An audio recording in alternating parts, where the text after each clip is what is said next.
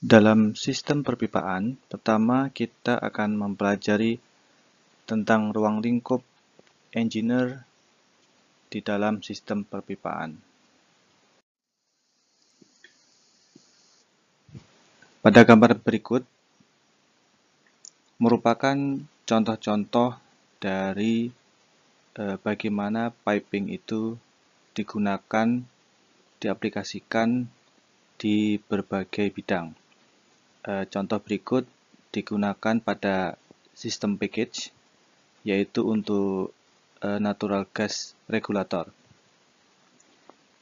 Kode yang digunakan B313.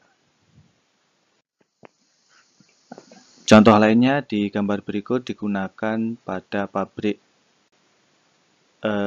gula.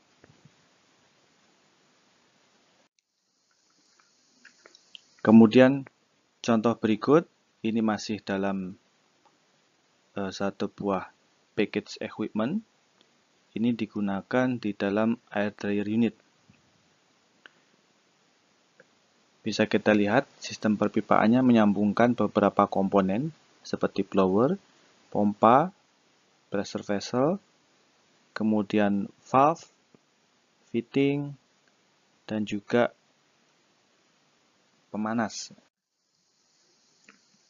Nah, contoh berikutnya ini merupakan sambungan dari pipeline, kemudian disambungkan lagi ke dalam natural gas receiving station. Nah, piping di sini digunakan untuk menyambungkan mulai dari suck catcher, scrubber, metering pada umumnya, dan lain sebagainya, yang nantinya akan disambungkan ke dalam pembangkit listrik. Kita lihat di cerobongnya ya.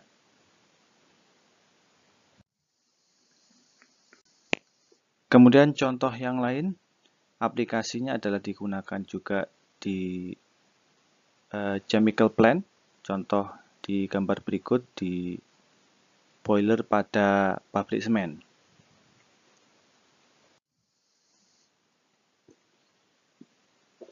Berikut adalah posisi dari divisi engineering pada project EPC.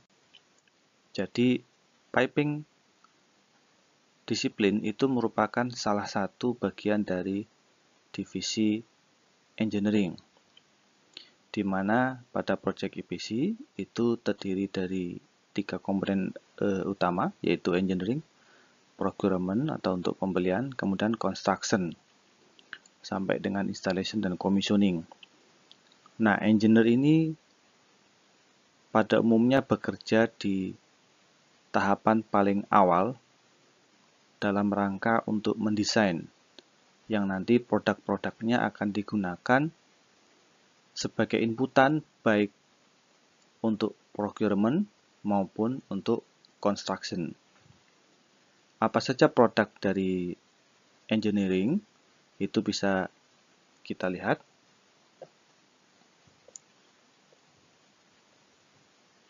Yaitu untuk gambar bisa berupa plot plan, construction drawing, kemudian untuk spesifikasi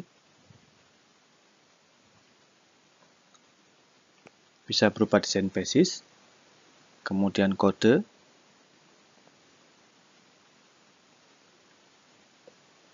sedangkan untuk package equipment itu akan dikembangkan berupa general drawing yang selanjutnya nanti oleh pihak procurement akan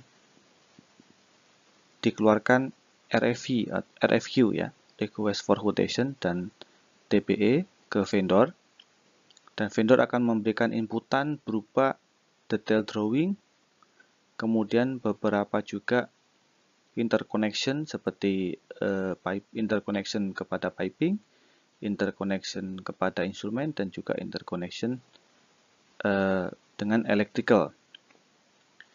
Nah, itulah posisi divisi engineering dalam satu project EPC secara umum.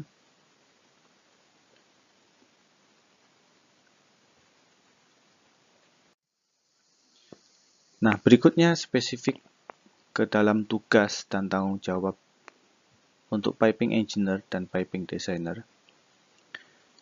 Piping engineer umumnya akan banyak berkutat pada produksi dokumen seperti material selection, kemudian prosedur, kemudian piping stress analysis, kemudian flexibility design, kemudian juga pemilihan dari pipe support, kemudian juga pemilihan material untuk pipe insulation, dan juga membuat RFQ dan TPE secara teknikal yang akan bekerja sama dengan pihak procurement. Sedangkan pipe designer itu lebih ke arah mendesain bagaimana sistem perpipaan dapat bekerja dengan aman dan baik sesuai dengan PNID yang diterima untuk mengkoneksikan antar peralatan. Produknya bisa berupa plan layout, baik 2D maupun 3D, kemudian piping layout, lalu pipe isometrik. Pipe designer dan pipe engineer umumnya akan disupport oleh piping drafter untuk mendetailkan drawing dan komponen-komponen yang dibutuhkan dengan tetap terus bekerja sama dengan pipe designer.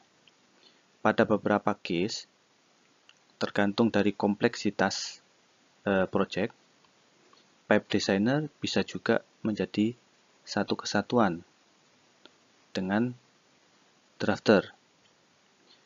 Namun, pada project yang sangat kompleks, jumlah dari pipe engineer dan pipe designer maupun piping drafter bisa sangat banyak.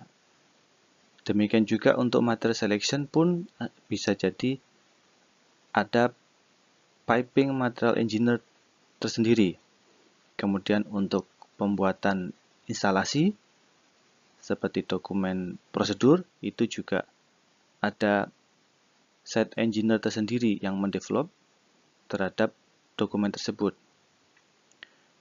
Kemudian juga pipe support, ada juga structure engineer dan juga yang bekerjasama dengan pipe engineer untuk mendefinisikan tipe support dan perhitungannya.